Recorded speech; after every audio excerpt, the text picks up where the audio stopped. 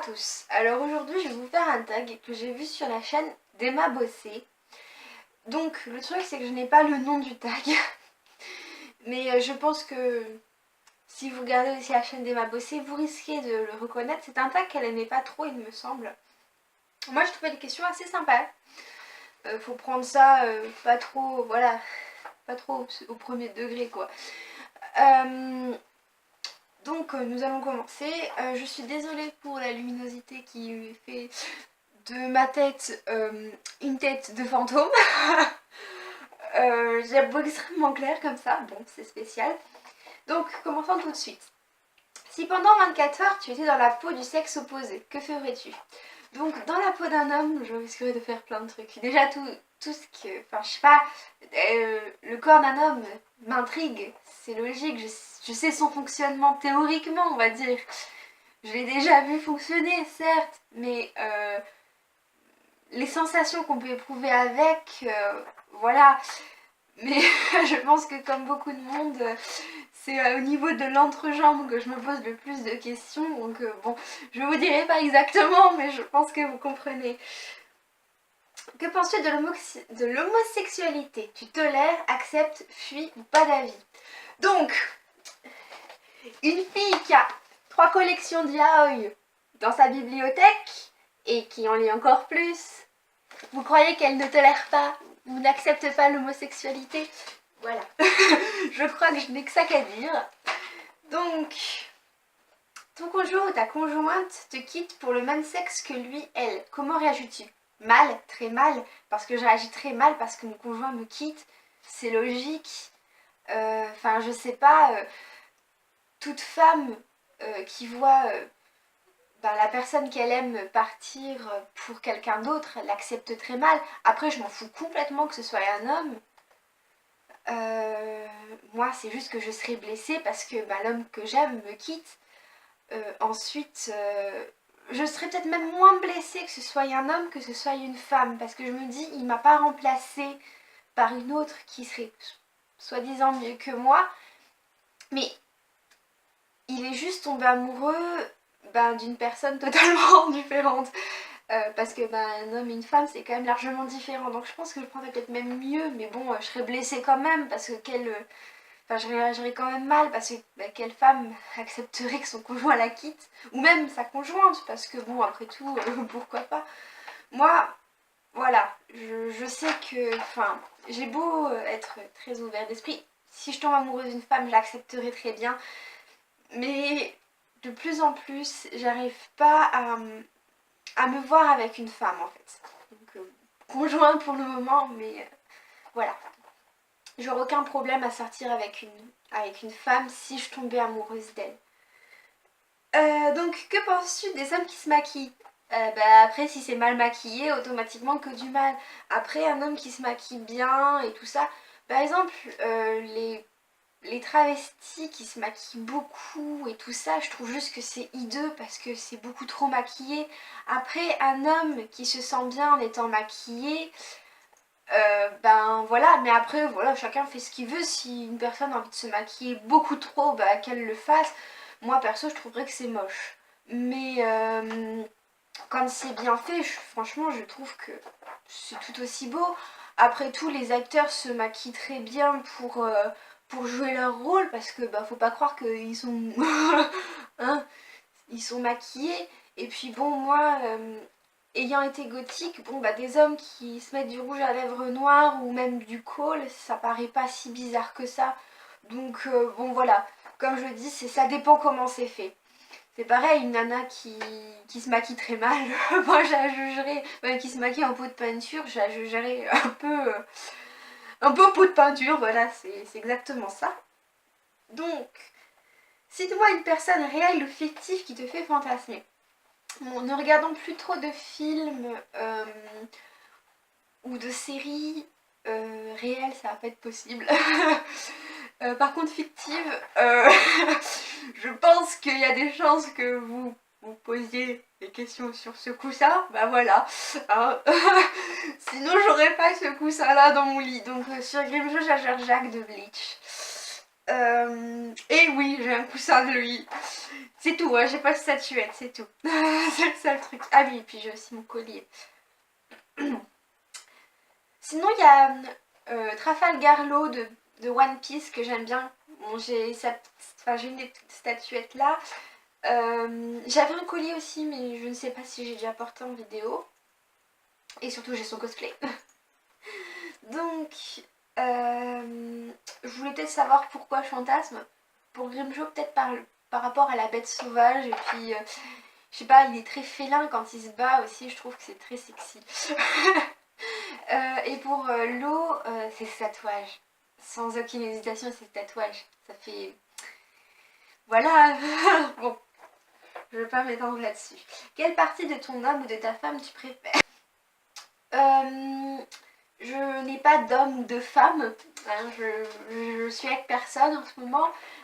Mais la partie, enfin les parties que je préfère d'un homme, c'est ses yeux. Je trouve que les yeux d'un homme, c'est très joli. Et s'il est de dos, c'est fesses, hein, c'est logique. Hein. Je vais pas regarder ses cheveux, c'est pas intéressant. Encore que un dos bien musclé, c'est joli aussi. Mais bon, une belle paire de fesses, c'est joli aussi. Je préfère. Et puis je veux dire aussi pour une femme, parce que même si je ne sors pas avec une femme, je sais apprécier leur beauté aussi. Même si je ne suis pas attirée physiquement par elles, je sais apprécier leur beauté. Je trouve qu'un joli visage, c'est ce qu'il y a de plus joli chez une femme. Alors quand je dis, enfin franchement c'est vraiment visage. C'est pas me concentrer sur les yeux, le nez, la bouche. C'est une harmonie en fait du visage que je trouve vachement jolie. C'est pareil, je préfère une femme qui a un peu plus de forme, bon sans forcément être obèse parce que l'obésité, encore qu'une... Non, je crois que même une femme qui accepte d'être obèse, c'est pas forcément joli. C'est une limite quand même à pas dépasser, même pour sa santé. Hein. Mais même une femme qui a des formes, je trouve que c'est très joli, c'est très harmonieux. J'aime beaucoup par exemple les pin-up. Les pin-up, elles ont de la poitrine et elles ont des hanches. C'est harmonieux, c'est pas un tas d'os et c'est beaucoup plus joli je trouve. Donc, es-tu pour ou contre le mariage gay? Donc là, ma réponse est un peu particulière, c'est pour et contre. Pour, parce que je suis totalement pour que... En fait, tout le monde doit avoir les mêmes droits pour moi.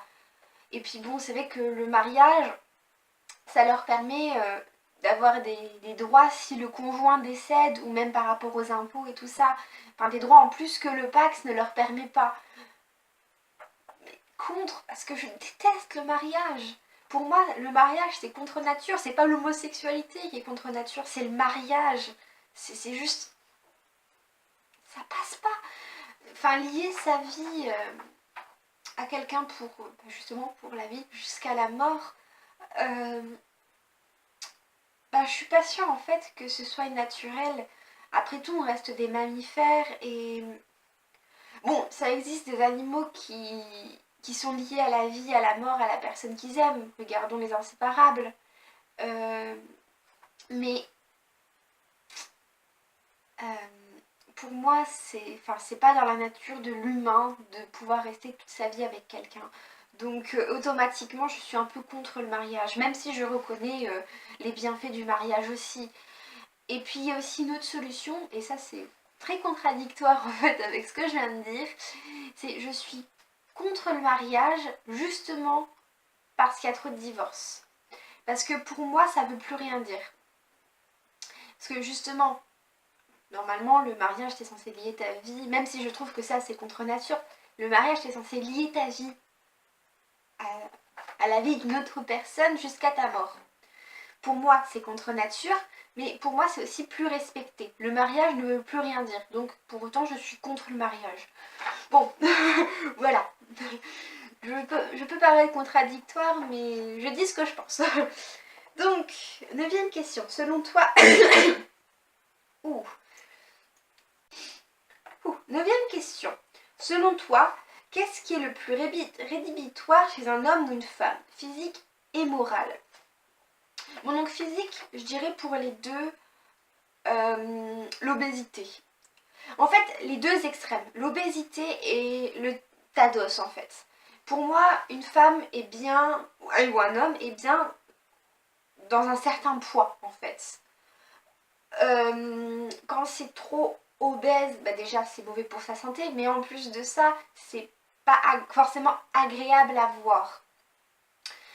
Et quand c'est tados, bah c'est pas bon non plus. Enfin, sauf si c'est quelqu'un qui n'arrive pas à grossir. Ça, je sais qu'il y a des personnes qui ont beaucoup de mal à grossir, qui ont beau manger comme des porcs, on va dire, hein. Ils ont beaucoup de mal à grossir. Et ça, bon, voilà, je peux pas leur en vouloir, hein. Mais une personne qui, euh, qui ne mange rien parce qu'elle pense que c'est plus joli de ne rien manger et de ressembler à un tados, bah, je trouve que c'est pas beau. Et en plus d'être dangereux pour sa santé. Et morale, alors ça je n'ai aucune idée. Je dirais quelqu'un de trop plan-plan. Ah oui, pour un homme, je voulais aussi dire quelqu'un de beaucoup trop musclé. J'aime bien les muscles, mais un bodybuilder, ou même pour une femme, je trouve que le bodybuilding, c'est pas joli. Morale, en fait, je suis assez large sur le point de vue moral et j'accepte beaucoup de choses. Mais quelqu'un de trop plan-plan, je dirais. Quelqu'un qui ne veut jamais rien faire, qui veut rester à la maison. Moi, j'aimerais bien voyager, j'aimerais bien me lancer des défis, par exemple, faire du saut élastique comme j'ai fait l'année dernière. J'aimerais bien, bon là ça va être un petit peu short question argent, mais faire du saut en parachute, monter dans un hélicoptère, enfin ça c'est un rapport aussi avec le saut en parachute. En général, on monte dans un hélico pour faire du saut en parachute, mais voilà, j'aimerais bien faire tout plein de trucs. Et puis, comme ça, le jour de ma mort, je me dirai, c'est bon, je peux mourir en paix, j'ai aucun regret. Donc voilà, je veux pas quelqu'un qui cherche absolument à me réprimer là-dessus. Et c'est pareil, il y a un autre truc que je n'accepterai pas sur le point de vue moral, c'est quelqu'un qui n'est pas assez ouvert d'esprit pour m'accepter. Je suis quelqu'un d'un peu faux-folle, de complètement faux-folle en fait.